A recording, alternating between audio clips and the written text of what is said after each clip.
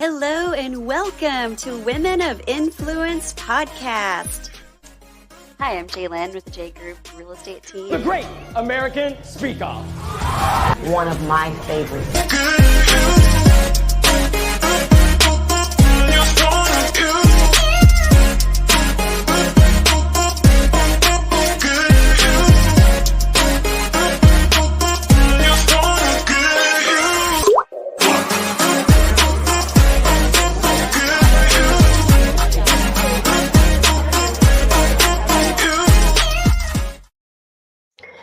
Hey, good morning. Boy, I don't know about you, but that really got me energized and pepped up. I love that music. Yeah, that was a great intro.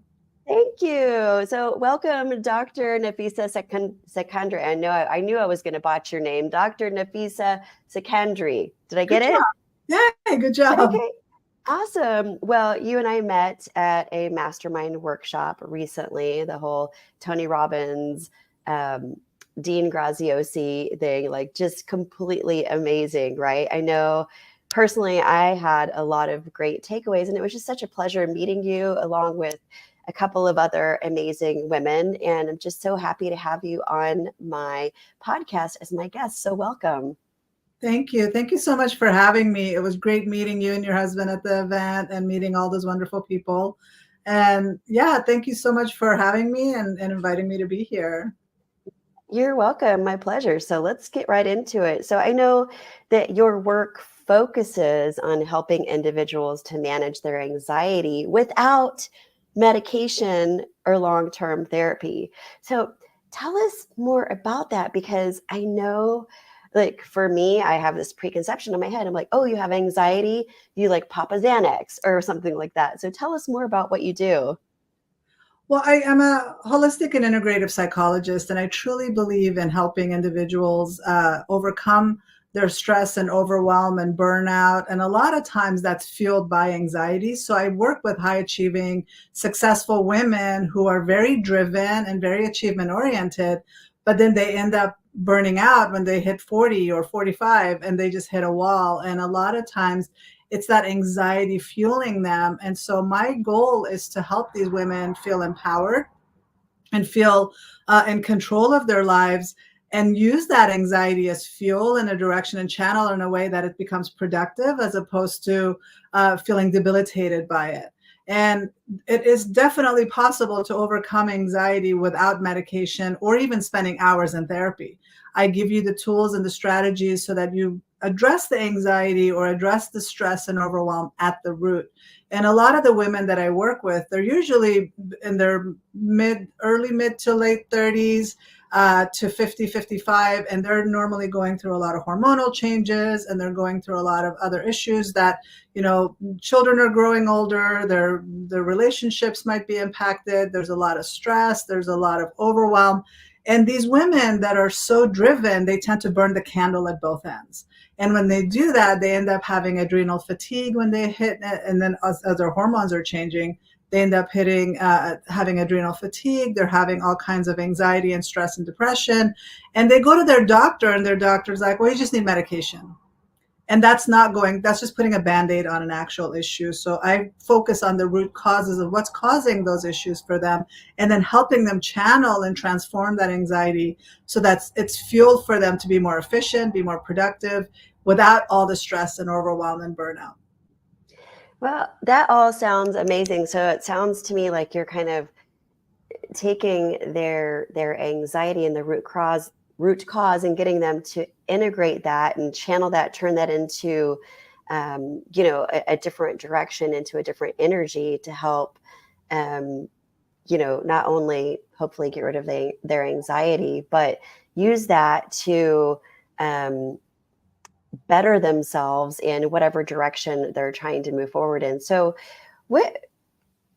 how do you introduce some of these techniques to your patients? I'm curious about how this works. Well, a lot of people don't even know that they're struggling with anxiety, right? So a lot of them just come in and saying, I'm so overwhelmed, I'm having trouble sleeping, and I was the same way myself. I didn't even realize that I was struggling with anxiety and OCD until I was in my mid 30s. And even though it runs deep in my family, I didn't know that I had it until it hit me like a ton of bricks. And then I started having to uh, figure out exactly how to help myself. And I had to slowly peel the layers until I got to the root cause.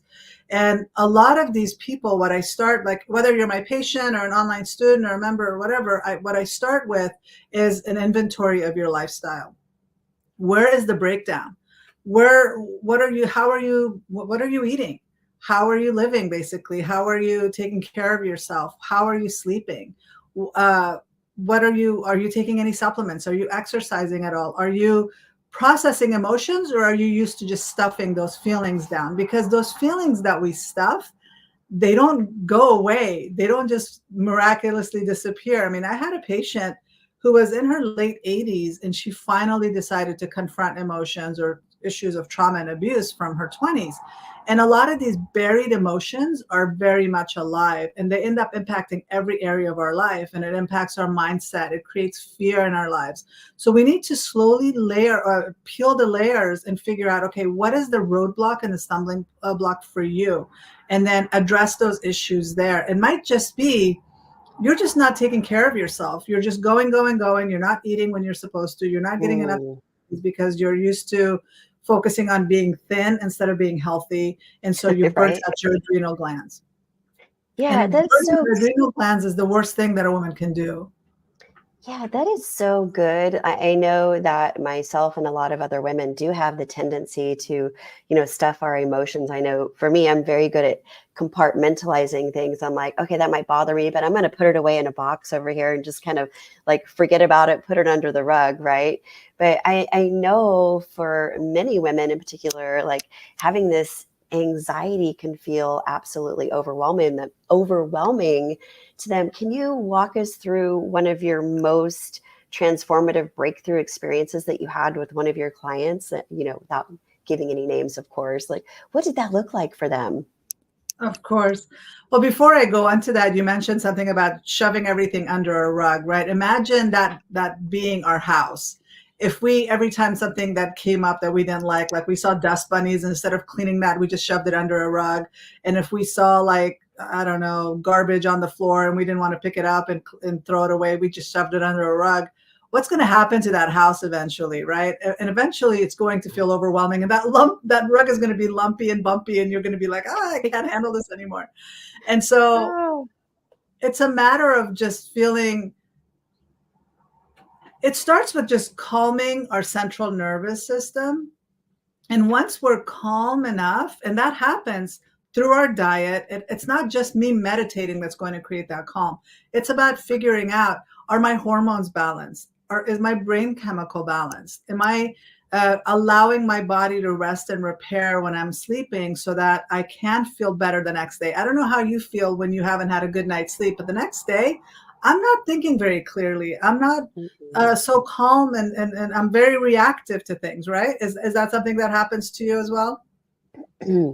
Absolutely. Well, it's very rare for me not to sleep well. Like I'm usually the first one, like my head goes down on the pillow and I am out for the count until like 8 hours later. Thank God I've been blessed with a good ability to sleep well. But I know my husband, Kelly, he's quite often not going to bed till like midnight, 1 a.m. And he wakes up at 3, 4 a.m. because of, Mhm. whatever issues he's got going on. And it really does affect your ability to think clearly. Not only that, but it's like your energy levels just aren't the same throughout the day. Yeah, it affects how you eat the next day. Like if I do that, then I'm craving. I love that you prioritize sleep because that is so important. But if I don't, for some whatever reason, I don't get enough sleep the night before, I go to bed late, and I mess up my routine. Then the next day, I am grumpier. I am more reactive. I am choosing unhealthy food options because I'm craving that instant hit with carbs and easily processed foods, as opposed to eating a healthy meal, right? So all of that sets me up for a really bad day the next day. And so it's so important to start with prioritizing your sleep. So you had asked if I've had a major breakthrough. I mean, there's all kinds. I mean, the extreme end is I had a patient that was literally suicidal because her anxiety was completely out of control. She had neglected her self care so much And every area of her life was falling apart, and she just didn't know what to do. And so her solution was, I just don't want to just deal with any of it. And it took us a while to really get her out of that crisis mode, but it started again with creating that foundation, making sure that she was going to sleep and getting enough sleep and allowing her body to rest and repair. It was about changing her diet because she was so busy. She wasn't eating, or she was eating junk food that she was giving her kids because she didn't have time to cook. She didn't have time to give them nutritious foods. So her kids are eating junk food. Their behavior is out of control because they're on this horrible diet. And so they're having ADD type of symptoms.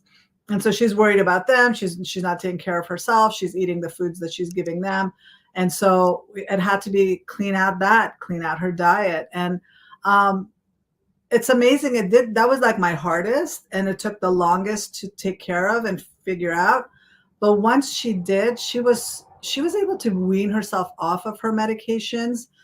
She was able to, now she goes around and talks at conferences and talks about how great she's doing and how she's in control of her moods and her emotions, and how in control she feels of her life. So that's like a very like extreme case, but that's how it could be. And she doesn't need to have those medications. She's not dependent on anything. And she now feels empowered to make good decisions for herself, because I believe our mental health should be a 24/7 job. We should make decisions all the time about how is this food going to impact my mental health, and how is my lifestyle going to impact my overall mental health and well-being. That's such a great story. And I love how you said how your client was basically telling herself the story that she didn't have time to eat healthy. She didn't have time to cook the healthy foods that she knew that she was, putting junk into her body. And I just find it very interesting when people say they don't have the time to do something. What I really hear is, and I'm sure this is something you probably brought up with her, is like, it's not a priority for you. It's not that you necessarily don't have the time. It's like, maybe it's just not a priority for you. Like, let's be honest with ourselves here, right?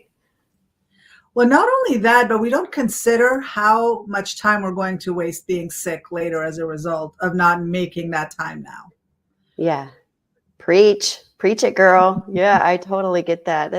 That's so true. And like, if you just take the time and listen, if your clients listen to what you're telling them and they take all the appropriate steps, and the amount of money that they're spending now, whether it be on, eating better foods, or taking certain supplements or whatnot, in the grand scheme of things, that's going to be like just a fraction of what they will have to spend when they get older and their health has completely deteriorated and declined. And now they're just like, it's going to be extremely difficult for them to dig themselves out of that situation at that point, right?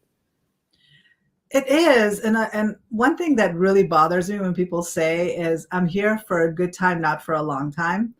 I don't know. I mean, unless you're willing to like take your own life and end it at a certain point, I don't know how long I'm going to be here. I want to make sure as long as I am here, I'm going to be as healthy as possible and not dependent on medical assistance or the healthcare system to take care of me. I want to feel empowered with that. And it's not as hard as it is. And I know that when you're overwhelmed and everything, and this is where anxiety comes in, because when we get anxiety and we're so stressed, we get tunnel vision. We see the problem like through this tiny little hole, and we don't see the solutions. And just the thought of doing something different makes us feel like just going to fall apart. It's so difficult. And this is where I come in. I break it down into simple strategies that you can break it down in a way that these are manageable. These are doable. They're little changes. And I'm not asking anybody to make these changes overnight. You slowly shift. Like, let's say your pantry is full of junk food right now. I'm not asking you to throw all that away, but once you are done with that bag of chips, the next time you go to the store, you make better choices with whether you get chips at all, or getting quality chips that are maybe not as, like, they have these siete chips that are cassava flour made in I love olive oil. those. Yeah, they're much better for you than say some other chip that's full of toxic chemicals. It's a matter of slowly cleaning out the pantry, slowly removing the toxins from your house, from your skincare, from your shampoos, from all that stuff. Just slowly cleaning up your environment and cleaning up internally cleaning all that up. And then changing your bedtime. Like if you're used to going to bed at 2 in the morning, it makes no sense for me to tell you to go to bed at 10. 10 o'clock is the perfect time for you to go to bed. But if you're used to going to bed at 2, if I tell you to go to bed at 10 tonight, you're going to be up until 2. So you might as well just stay up and then slowly every single day change your bedtime by 15 minutes. It's enough of a time that your brain doesn't really recognize that as a change. And so you go back by 15 minutes every single day until you make it to 10 o'clock and then make that your consistent bedtime routine.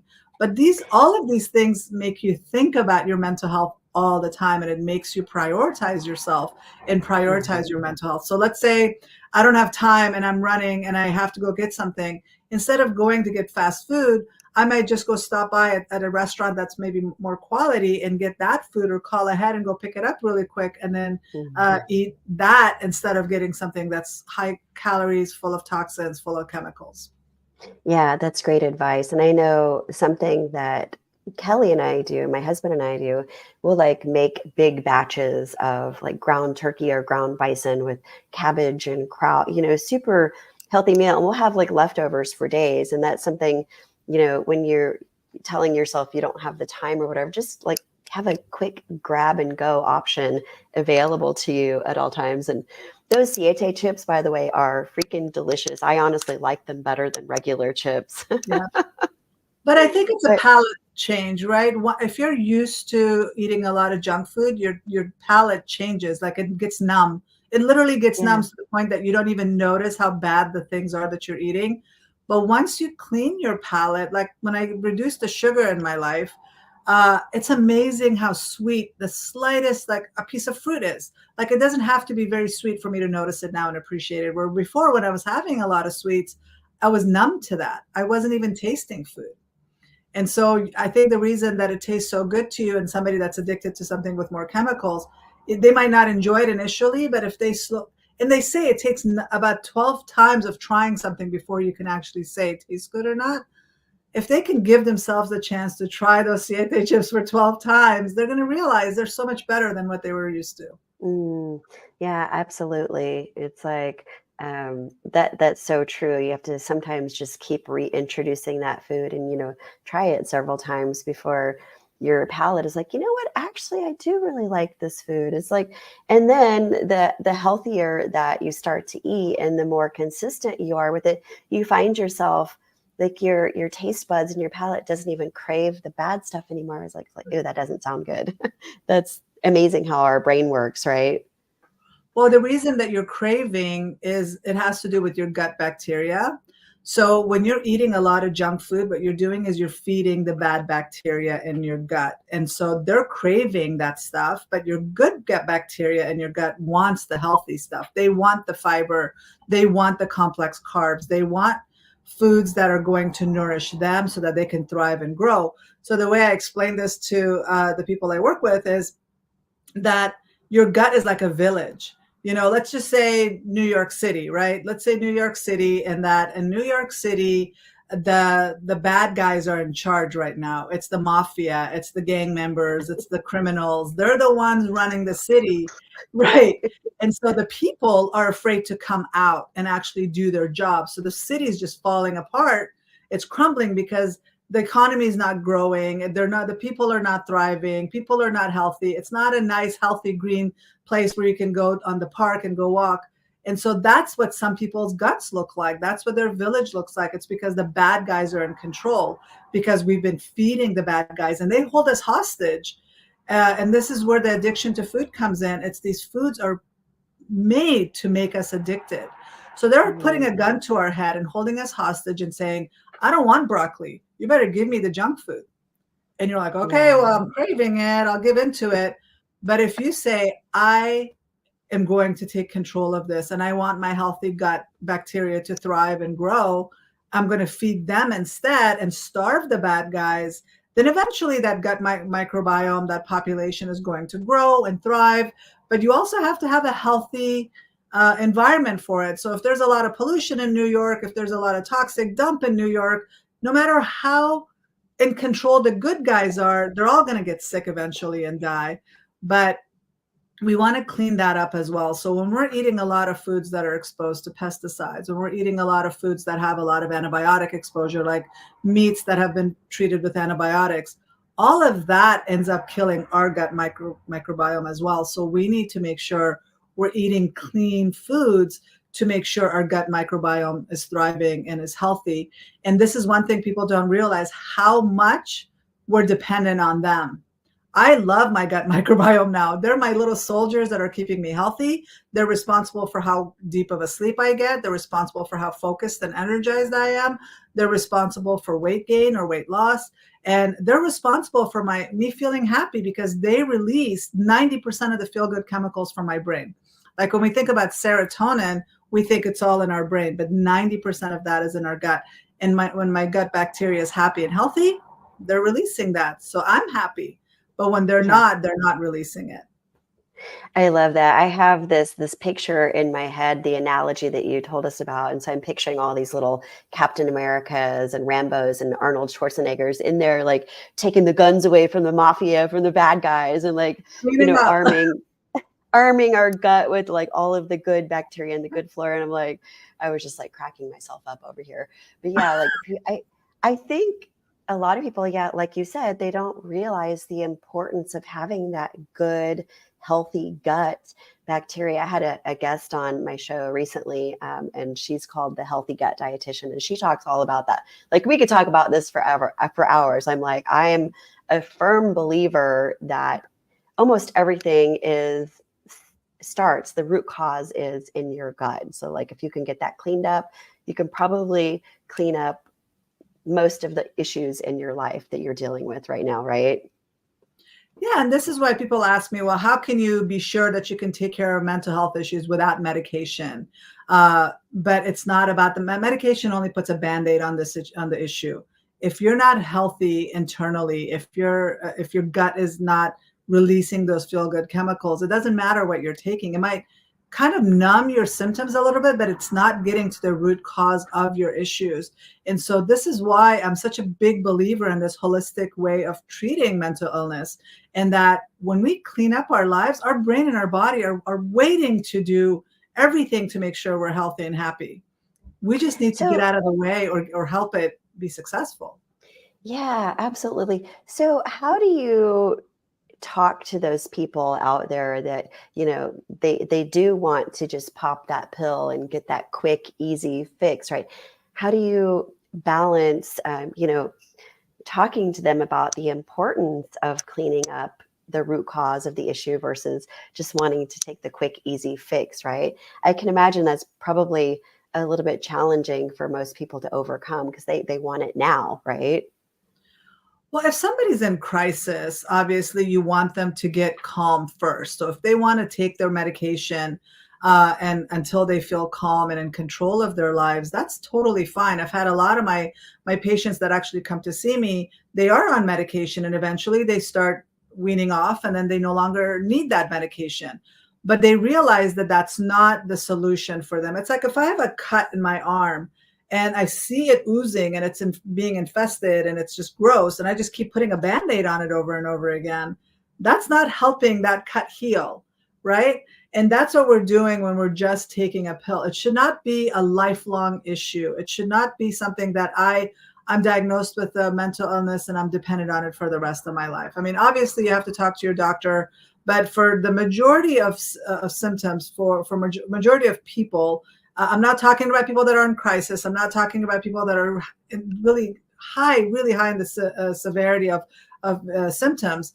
For the majority of people that are not on that, they can slowly wean themselves off after they fix their lifestyle, after they fix their gut health, after they fix their nutrition for their brain and their body. Because there are supplements you can take that can make you feel just as in control and just as calm and happy as some of these medications.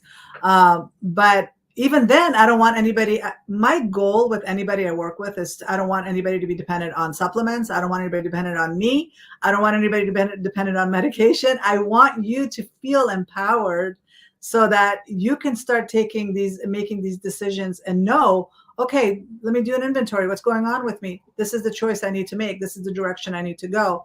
Instead of going, oh my God, I don't have my medication with me, or I can't reach my therapist, or I can't, I feel so alone.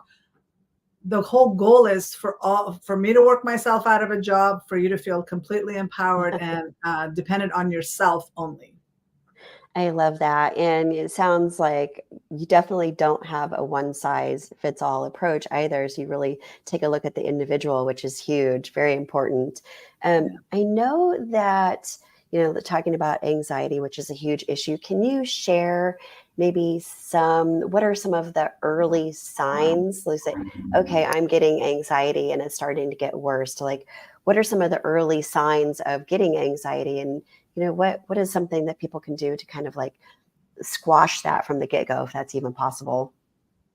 Right. So I don't want people to think that unless you've been diagnosed with anxiety, that's when it's going to show up. Like, I have never been diagnosed with anxiety. Nobody in my family has ever been diagnosed with anxiety, but there are patterns to anxiety. And so you don't necessarily have to be diagnosed with anything, but you start noticing that your brain is getting stuck on certain thoughts. There's a mindset. For me, the thing that I noticed the most is that something was holding me back. Like, I knew I was capable of so much more, but something was holding me back. It was a lot of fear. It was a lot of wanting to live small. I didn't want any attention on me. I didn't want to put myself out there. I was never debilitated by it, but it was a mindset issue that was constantly like, I always use this little guy. He's always with me. That he's just like a bully. He can be a bully, but he's really like a toddler. He just freaks out and gets scared. And every time I want to do something, he wants to pull me back as a protection, as safety. But a lot of times if I listen to him and I give in to him, I'm not going to do much, right? Everything's going to be about fear, and it's about what's the worst thing that's going to happen. I'm constantly afraid of like being judged, or the fear of the future, uncertainty, where you're noticing that it's not always just being nervous or having panic attacks. That's what a lot of people are assuming, that, oh, unless I have panic attacks or unless I'm debilitated by it, then I don't have anxiety. But this is why I say I work with really high functioning, high achieving individuals, because they're fueled by that anxiety. It's that whole, I need to do X, Y, and Z, because whatever this little guy's telling them, unless you get that A, you're not good enough. Nobody's going to love you. Unless you succeed and make $1 million, you're going to be worthless. So, and then they're on this rat race, and they don't know how to slow down and take times for it. And a lot of people don't realize that if I slow down and take care of myself and have time for self-care, I'll actually be more productive and more efficient and do really well in my job as a mother, as a CEO, as whatever, as an entrepreneur, than if I just keep going and burn myself out. And then now I'm like, I don't know, that's going to create more anxiety for me. So it's a lot of little things that are like, you start noticing something's holding me back. I worry all the time. I'm constantly worried about bad things happening. I feel like the other shoe's going to drop. I don't feel safe or comfortable in my body. I keep myself awake at night because the minute I put my head down on the pillow, all these worries and thoughts come, and I can't sleep. Those are the signs that something needs to change. And it's so easy to control that, and it's so easy to manage that. It's just a matter of like making that decision and saying, I don't want this guy to bully me anymore. I want to be in control, not this little guy. I love this little guy. I'm friends with this little guy. He's my constant companion in my head, and I know he's got my best interest at heart, but he doesn't know what I know. So I have to calm him down all the time. And then he kind of helps me. It's like, did you see the movie Inside Out, the second part? Yes, I love that movie. And I just want to share real quick with the audience who's not watching this, they can only listen. I wanted to give you a visual of what this little guy is looking at that Dr. Nafisa is holding up. It's this cute little pink, fluffy, googly-eyed thing on like a stick or a pencil. And it's just absolutely adorable. So I'm like, Well, I I want one have of all those. kinds. I mean, I have these little pens. I have, just anything that you can like. The reason I have these little guys, these are like these little mop head pens. The reason I have them is because it's so much easier to talk to something outside of yourself. But when this little guy is speaking to you and you don't know what the language is, you don't know what the freak out is, you're going to believe it as if it's true. And that's what I used to do. I used to think these are, of course, it's my thoughts. Of course, I'm afraid of this. And of course, this could possibly happen. But what he does is, if there's a 1% chance of it being true, he blows it up as if it's 99% chance that it's going to happen. Right. So I always have to like redirect it and be like, okay, what's the chance that this is going to happen? Yeah. Because of course, there's always a chance. If I go outside, something bad might happen, but what's the chance that that's going to happen? And I still go ahead and do it anyway, right? Yeah, I'm just visualizing myself looking at that pink, fluffy, googly-eyed thing and like talking to it and be like banging it on the desk. Like, no, I'm not listening to you. Like, go away. I'm You got to so be right. I would nice never to hurt it. your guy. No, you got to be nice to it because it's like I said, I brought up that movie Inside Out. Like anxiety is the main character of the Inside Out 2 movie, and the whole thing is he really has good intentions. His whole intention is to keep her safe, but he makes such a mess. He creates so much chaos that joy and sadness and all the other emotions are like he puts them in the basement and they're not allowed to come in and interfere in any way. But once they come back and they all want to work together, they realize, okay, they can support anxiety where he doesn't have to be such a bully and he doesn't have to freak out so much. But it's there to help us. And my goal is never to get rid of anxiety or fear or any of that stuff. All those emotions are there to help us and protect us. And we just want to learn how to work with them and befriend them and have them as our companions and our guides instead of like constantly being in a battle with them. Yeah, that's such great advice. And I just want to recommend everybody to go out there and watch that movie. It's like, it's not only adorable, it's like really does offer some real life solutions on like how to look at your anxiety and manage your emotions, right? Like I probably will go watch that movie again. I just loved it so much. But Oh, I can't wait for it to come out so I can own it. Yeah. yes. So Dr. Nafisa, I know that outside of your one-on-one um, services that you provide, you also have online courses out there to help people kind of manage their anxiety. Can you tell us a little bit more about that and where we can sign up for one of your online courses? Yeah, definitely. Well, I have courses. I'm licensed in California and Arizona, so I can work with individuals from those states. But for people that are outside of those states, they're constantly reaching out to me, and people from around the world as well, because there are a lot of countries that don't have access to mental health professionals. So I created these courses to be on demand and available for whenever you need it. And there are a lot of people that don't have time to actually sit with somebody or work with somebody individually one-on-one. And I'm the type of person that it's like, just tell me what to do and I'll just do it. And so these courses are set up that way so that you get the information, you have lifetime access to everything. And you get the information that you need as if you're working with me. The courses are broken up in like a 6-week format where every week you get a new assignment and you get a new information and you work on something. And it's to help you get to the root of your anxiety, and it helps you address all of those areas we talked about. And you can learn more about it by just going to drsekandari.com, and all the information is on there. Okay, I'm going to scroll that banner so everybody can see it. Well, it's not scrolling, but there it is, drsekandari.com. Well, Dr. Nafisa, thank you so much for all of your wonderful insights and wisdom on anxiety today. And I encourage everybody to, reach out to you, or at the very least, take a look at managing their anxiety and, outside of just taking a pill, right? Are there any last words of advice that you would like to give our audience today? At the very minimum, just please focus on making better food choices and prioritizing your sleep. Very minimum. Those are the things that you can do. And then getting some exercise in there as well. So Great advice. Thank you. How much exercise would you recommend people get, by the way? 30 minutes a day, I think, is good to and it doesn't have to be for people that are anxious, for people that are burnt out, especially for people that have adrenal fatigue. Doing something like running or doing a lot of strenuous exercise is not recommended. I would recommend slower exercises like yoga or Pilates, doing a lot of breathing exercises. I love Qigong. Qigong is a moving meditation. It's not necessarily exercise, but it is a great way to start your day, to kind of just cleanse your energy and balance yourself out and calm your central nervous system. Once you do that and you start your day off like that, then you can just, if you can walk a little bit, walk around the block for 10 minutes, that's fine. But for somebody, like I said, that's very driven, that's very burnt out, that's exhausted, doing calming exercises is much better than doing something that's high intensity. Got it. All right. You heard it. Get more sleep, eat better, and exercise, everyone. Great advice. Thanks again, Dr. Nafisa. Thank you so much. Have a great day.